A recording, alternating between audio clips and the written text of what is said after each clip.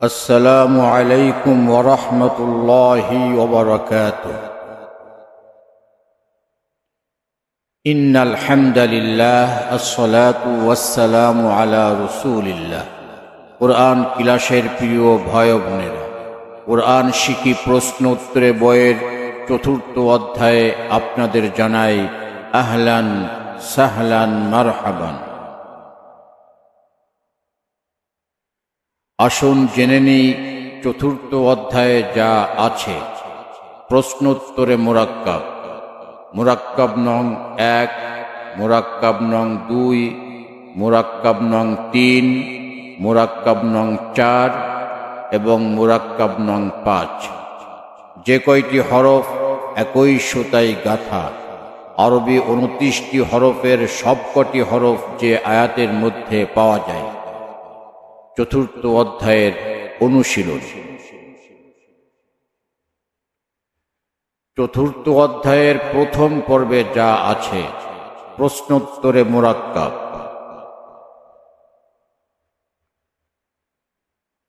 মুরাক্কাব অর্থ কি? মুরাক্কাব আরবি শব্দ, অর্থ মিলানো, মিশানো, সংযুক্ত করা ইত্যাদি।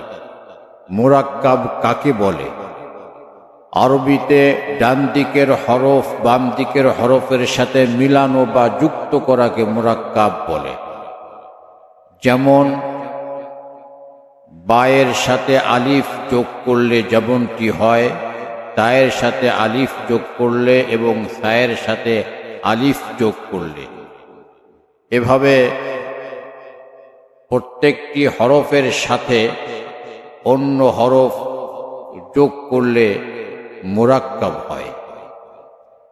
মুরাক্কাব বা যুক্ত অবস্থায় আরবি হরফগুলি কিভাবে চিনতে হবে? মুরাক্কাব বা যুক্ত অবস্থায় আরবি হরফ তার ডান দিকের মাথা অথবা ডান দিকের অংশের নুক্তা দেখে চিনতে হবে। যেমন সা আলিফ, বা আলিফ, ইয়া আলিফ, নুন আলিফ, তা আলিফ ইত্যাদি। মুরাক্কাব বা যুক্ত হওয়ার সময় যেসব হরফ কাটছাঁট হয়ে বিভিন্ন রূপে রূপান্তরিত হয় সেসব হরফের সংখ্যা ২২টি এবং এই ২২টি হরফই ডান বাম উভয় দিক থেকেই মুরাক্কাব বা যুক্ত হয়।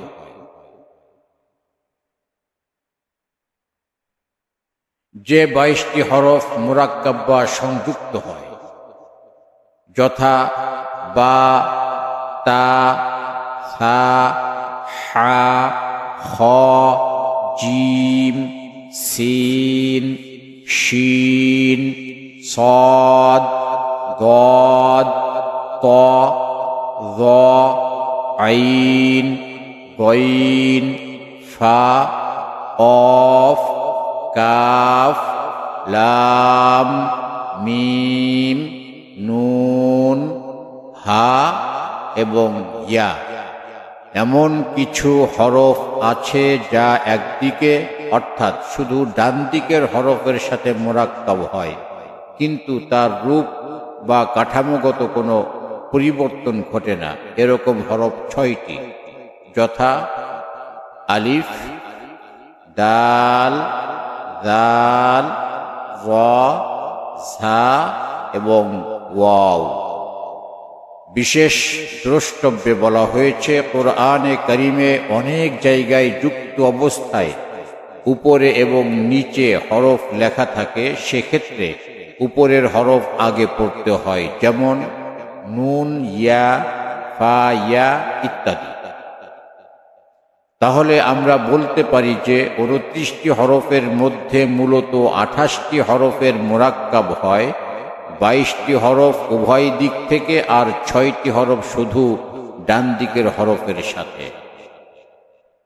যেমন বা দাল, তা দাল, সা ওয়া, হা ঝা, খ ওয়াও, জিম আলিফ। একটি হরফ কেবল কোনো দিক দিয়ে মুরাক্কাব হয় না, হরফটি হলো হামজা।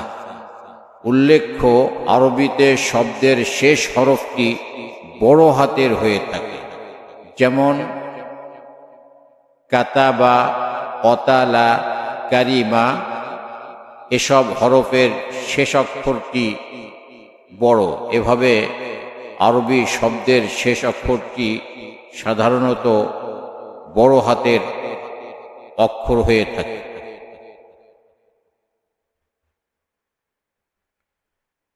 প্রিয় দর্শক শ্রোতা, ভাই ও বন্ধুরা, আমাদের চ্যানেলে প্রত্যেকটি হরফ এবং মাখরাজের শর্ট এবং লং ভিন্ন ভিন্ন ছন্দের ভিডিও রয়েছে, যেখানে মাখরাজ আয়ত্ত করার অভিনব সব কৌশল রয়েছে। লাইক, শেয়ার এবং কমেন্ট করে আপনিও শরীক হতে পারেন কুরআনে কারীমের এই মহান খেদমতে। ফি তৌফিকি ইল্লা বিল্লাহ। জাযাকাল্লাহু খায়রান। আমাদের পরবর্তী ভিডিও মুরাক্কাবের চিত্র সম্পর্কে দেখার আমন্ত্রণ রেখে সালাম। আসসালামু আলাইকুম ওয়া রাহমাতুল্লাহ। রাদিয়াল্লাহু আনহু।